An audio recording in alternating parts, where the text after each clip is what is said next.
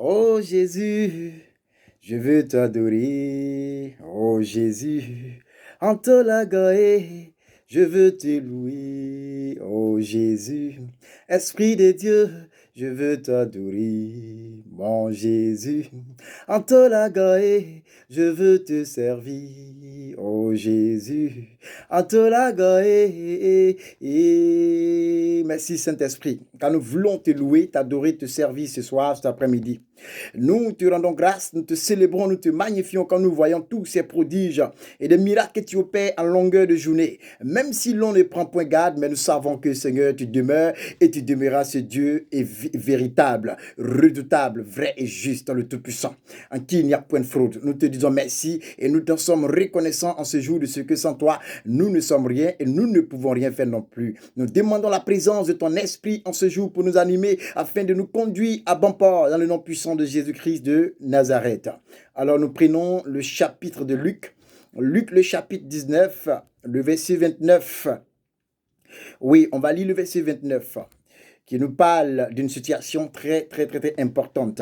Il dit, lorsqu'il approchait de Bethphagée et de Béthanie vers la montagne, appelée montagne des Oliviers, Jésus envoya 2 de ses disciples en disant, allez au village qui est en face. Quand vous y serez entrés, vous trouverez un ânon attaché sur lequel aucun homme ne s'est jamais assis. Détachez-le et amenez-le-moi. Je répète, il dit détachez l'ânon et amenez-le-moi. Oh, le verset 31 dit, si quelqu'un vous demande pourquoi détachez-vous, vous lui répondrez, le Seigneur en a besoin. Là aussi, je répète pour dire, le Seigneur en a besoin, frère. Le Seigneur en a besoin, sœur. Oui, il dit, ceux qui étaient envoyés à l'air et trouvèrent les choses comme Jésus leur avait dit. Comme ils détachaient l'ânon, ses maîtres leur dit, pourquoi détachez-vous l'ânon? Oh, le verset 34 nous dit, il répondit, le Seigneur en a besoin. Le Seigneur en a besoin. Cela m'intéresse. Le Seigneur en a besoin. Alors, toutefois, je dis que le Seigneur en a besoin. Or, il amenait à Jésus l'ânon sur lequel ils jetèrent le vêtement et firent monter Jésus de Nazareth. Quand il fut en marche, les gens étendirent leurs vêtements sur le chemin, et lorsque déjà il approchait de Jérusalem vers la descente de la montagne des Oliviers, toute la multitude des disciples, saisis de joie, se mit à louer Dieu à haute voix pour tous les miracles qu'il avait vus. Il disait, béni soit le roi qui vient au nom du Seigneur, paix dans le ciel et gloire dans les lieux très élevés, sinon dans les lieux très hauts. Que le Seigneur nous bénisse. Alors, nous voulons parler de la délivrance, puisque le Seigneur en a besoin. Et ceci est notre thème, le Seigneur en a besoin. Alors, le Seigneur dit qu'il partait à Jérusalem. Comprenez? Oui. Et à Béthanie, il y avait un ânon qui était attaché. L'ânon était attaché au bord de la route. Mais déjà longtemps, le Seigneur a déjà détecté, puisqu'il a la vision des choses, il a déjà détecté l'ânon qui était utile. L'ânon était utile. Mais c'est quoi qui fait le problème de l'ânon? L'ânon a été attaché par ses maîtres. Alors, Jésus en a besoin de cet ânon, oui, pour aller au service. Jésus en a besoin de l'ânon, oui, pour servir de l'ânon pour aller annoncer l'évangile, là où il partait à Béthanie, là où il partait dans cette ville, bien aimé. Mais l'ânon était attaché. Bien-aimé, je suis venu te dire que l'ânon en question, oui, ce n'est pas un animal, mais c'est de toi il est question. Jésus-Christ vient vers toi, il a besoin de toi, il en a besoin de toi pour son service. Mais quand tu regardes dans le monde spirituel, tu es encore lié à quelque chose. Tu es encore attaché dans le monde spirituel. Alors il dit qu'il vient pour te détacher aujourd'hui parce que tu es utile pour l'œuvre de Dieu à laquelle il t'a appelé. Jésus te dit que tu es utile, l'Esprit de Dieu t'a détecté, mais il trouve bon que toi tu es utile pour l'œuvre de Dieu. Mais tu es un un problème. Le problème que tu as, c'est que dans le monde spirituel, tu es encore attaché à quelque chose dans le monde spirituel. Tu es encore lié à quelque chose dans le monde spirituel qui n'est pas pour la gloire de Dieu. Mais le Seigneur dit qu'il envoie des personnes spirituellement parlant, les anges de l'Éternel, pour te détacher là où tu as été lié quelque part, là où tu as été bloqué quelque part, là où tu es emprisonné quelque part. Mais le Seigneur amène ses anges pour te libérer de cette prison spirituelle, pour te libérer de ce qui t'en empêche de faire l'œuvre de Dieu, te libérer de ce qui t'en empêche d'avancer, de faire grand pas. Alors l'anneau qui était attaché, regardez sa nature. Il avait un code attaché au cou, je ne sais où, au poignet. L'anneau était lié, il était attaché. C'est ce que la Bible nous dit. De ce qu'il ne peut pas dépasser ses limites. Je suis venu te dire que sûrement tu as fait assez d'efforts. Tu as fourni beaucoup d'efforts. Mais tu ne peux pas dépasser tes limites. Tu ne peux pas avancer. Ta vie est une vie stagnante. Mais je suis venu te dire que Christ en a besoin de toi. Et il a le pouvoir et la capacité de te libérer aujourd'hui, oui, de cet enclos, là où tu as été lié, là où tu as été caché, là où tu as été attaché quelque part. Christ veut te libérer parce que il trouve que tu es utile pour l'œuvre de Dieu. Alors donc, toi, tu dois te disposer pour attendre Christ parce qu'il vient vers toi pour te libérer. Oh, accepte d'être libéré. Puisque lorsque les disciples dont Jésus a envoyé, lorsqu'ils sont arrivés, la Bible dit qu'ils ont trouvé au bas des oliviers. Ils ont trouvé l'anneau était déjà attaché, tout le temps attaché là. Il l'a brouté autour de lui, mais il ne peut pas aller au-delà de ses limites. Oui, l'anneau ne peut pas aller au-delà de ses limites. De ce que toi, tu es limité quelque part dans le monde spirituel. Et tu ne peux pas aller au-delà de ta limite. Pourquoi?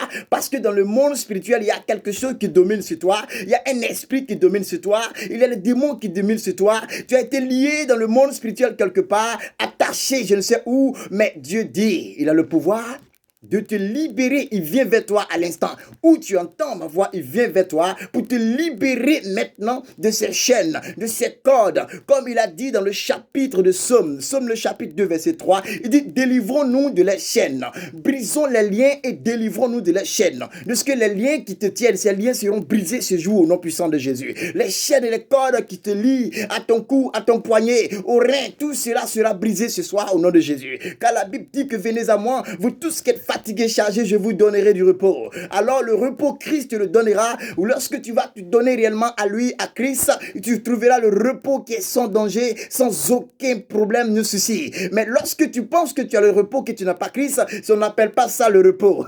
Oui, on n'appelle pas ça le repos. Parce qu'un temps viendra là où l'ennemi te le réclamera.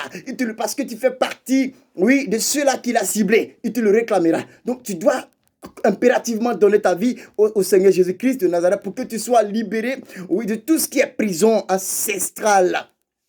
Toute prison ancestrale, tu dois sortir de là, là où tu as été lié quelque part. Christ te dit, il vient vers toi aujourd'hui. Il dit, détachez l'anneau et amenez-le-moi parce qu'il est utile pour moi, parce que je dois l'utiliser pour mon service. Effectivement, ils sont allés trouver l'anneau. L'anneau était déjà attaché là depuis des années. Attaché là depuis des années. Et ils ont détaché l'anneau. Effectivement, il y a eu des oppositions parce que ceux qui ont attaché l'anneau, ils sont venus poser la question, mais pourquoi vous détachez l'anneau? Jésus savait ce qui allait se passer. Ça veut dire qu'aujourd'hui, Jésus sait ce qui va se passer dans ta vie dans les jours à venir, dans les semaines à venir, dans les mois à venir, dans les années à venir. Jésus sait ce qui va se passer dans ta vie. Alors il te prévient, prépare-toi, parce qu'il vient vers toi, et puisque tu es utile pour son service, il vient pour te libérer. Tu es utile pour son œuvre, oui, dans un compartiment bien déjà ciblé. Donc tu es utile pour l'œuvre de Dieu, il vient pour te délivrer. Pourquoi? Parce qu'il en a besoin de toi. Jésus a besoin de toi pour son œuvre. Donc, il doit te libérer, puisque nous n'avons pas à lutter contre la chair, ni le sang. Mais la Bible dit, laissez-moi lire ce passage dans le chapitre d'Éphésiens. Éphésiens, le chapitre 6, si je ne me trompe pas, le verset 12. Il dit, car nous n'avons pas à lutter contre la chair, ni le sang, mais contre les dominations, contre les autorités, contre les princes de ce monde des ténèbres, contre les esprits méchants dans les lieux célestes. Voici oui, à quoi nous devons mener le combat. Quand nous parlons de la délivrance, lorsque tu es tenu captif par ces démons, ces dominations, ces principautés, tous ces esprits méchants des lieux célestes, dans les eaux, je ne sais où encore dans l'univers, mais Dieu dit, lorsque tu es tenu captif de ces démons, de ces esprits, nous n'avons pas à lutter contre le sang ni la chair, mais c'est contre ces démons et ces esprits-là que nous devons lutter. Lequel est la lutte? La lutte, c'est au nom de Jésus-Christ de Nazareth par la parole de Dieu. Nous devons, oui, nous revêtir de la puissance de l'esprit qui est la parole de Dieu. De ce que nous devons vivre selon la parole, de ce que nous devons aller parole contre parole, pour pouvoir nous détacher, nous libérer de tout ce qui est corde, chaîne qui est lié à nos vies dans le monde spirituel. Nous ne devons pas faire recours aux hommes de la chair, mais nous devons faire recours aux hommes spirituels. Je veux parler des guides spirituels. Je veux parler des pasteurs, des prophètes, des apôtres. Je veux parler des docteurs, des évangélistes et des prophètes. On doit parler de ces serviteurs. C'est eux qui ont reçu mandat à pouvoir nous libérer de ces chaînes, à pouvoir nous libérer de ces liens, à pouvoir nous libérer de tout ce qui est emprise démoniaque satanique, nous libérer de prison. Alors, nous devons nous confier à nos guides spirituels. Et nous-mêmes, levons-nous dans la prière. Parce que Dieu veut faire de grandes choses avec nous. Car la Bible dit qu'il a besoin de nous. Car il a dit que la moisson est grande. Mais il y a peu d'ouvriers. Mais nous avons dans l'obligation de prier le maître de la moisson pour qu'il nous amène les ouvriers. Alors, tu es un ouvrier utile pour le service du Seigneur. Mais présentement, oui, ta vie est encore liée quelque part dans le monde spirituel que toi-même tu ne sais pas. Et ta vie tourne en rond. Ta vie est stagnante. Tout ce que tu fais tombe à l'eau. Tout ce que tu fais tombe dans l'échec. Tu commences bien et tu termines mal. Alors que la Bible dit que la fin de toute chose vaut mieux que son commencement. Alors toi, tu commences bien, mais la fin se termine mal. Tu dois avoir recours au Saint-Esprit. Parce qu'il y a une domination qui est là. Les esprits des familles et autres, les liens que nos parents et nos ancêtres ont tissés. Et la Bible dit qu'il punit l'iniquité des pères de la première génération jusqu'à la 4e génération. Tu es de quelle génération de ton père et de ta mère? C'est là que le problème se pose. Alors tu dois prier pour toi, tu dois prier aussi pour ta famille, comme Gédéon a libéré toute sa famille et tout Israël. Bien-aimé, tu dois détruire, tu dois prier pour briser tous ces liens et ces chaînes, ces codes, car c'est ton temps, c'est ta période, c'est ta saison, là où Dieu a choisi pour te faire du bien. Mais toi-même, laisse-toi aller comme l'agneau s'est laissé détacher et il est venu à Christ. Alors, il était utile pour le service. Tu es utile pour le service. Je parle à toi, homme de Dieu. Je parle à toi, femme de Dieu. Je parle de toi, serviteur, servante. Je parle de toi. Ta vie doit être libérée de là où tu as été lié quelque part, mise en prison quelque part. Oh, rien n'est impossible à Dieu. Mais je reviens vers toi pour t'interpeller, pour dire que le temps est favorable pour toi. Alors, lève-toi, allez maintenant, car Dieu a besoin de toi. Jésus a besoin de toi. De la même manière, il a utilisé l'agneau et il s'est assis sur l'agneau. L'agneau qui était rejeté au départ. La Bible dit que lorsqu'il est venu à Christ, Christ est monté sur lui. Et partout où il partait, on acclamait l'agneau. Puisqu'on acclame Jésus, c'est l'agneau aussi qu'on acclame. Puisque là où Jésus passe, l'agneau aussi passe là. Donc, lorsqu'on est en train d'acclamer Jésus, l'agneau aussi fait partie de ces acclamations. Et effectivement, tu as été rejeté auparavant. Mais aujourd'hui, Christ veut te donner un nouvel air. Christ veut te donner une nouvelle identité. Mais toi-même, laisse-toi aller. Donne-toi réellement à Christ parce qu'il veut te donner une nouvelle identité. Là où tu as été rejeté, il veut te repositionner. Mais il a besoin que tu lui donnes ton corps, ton âme, ton esprit, ta vie. Oui, parce qu'il veut faire de grandes choses avec toi. Tu as été abandonné, rejeté, oublié de tous, mais Dieu veut te repositionner d'une position, oui, initiale qui sera aux yeux du monde comme un éclair. Bien-aimé, tu es une étoile. Alors tu vas briller bientôt, tu vas scintiller bientôt, mais laisse, oui, Dieu t'utiliser comme il a prévu. Car le temps est bienvenu. Lorsqu'il a monté sur l'agneau, comme je disais, l'agneau partait avec lui dans cette ville. La Bible dit qu'on l'acclamait, on l'applaudissait. Il marchait même sur le tapis rouge. L'agneau qui était abandonné, rejeté, attaché, lié quelque part. Lorsqu'il a reçu sa délivrance, bien aimé, il est rentré dans le lieu de gloire. Il était lié quelque part, il ne pouvait pas arriver là où il arrivait. Mais lorsque Christ l'a détaché, il l'a fait arriver là où l'on n'espère pas. Alors plusieurs se posaient la question de savoir, est-ce que ce n'est pas l'agneau qui est lié quelque part là-bas, ce n'est pas lui qui est là? Oui, l'agneau là aussi, il sait que c'est lui. Alors tout le monde a commencé à applaudir, à acclamer le Seigneur, sans toutefois savoir qu'ils sont en train aussi d'acclamer l'agneau. Alors c'est sa délivrance.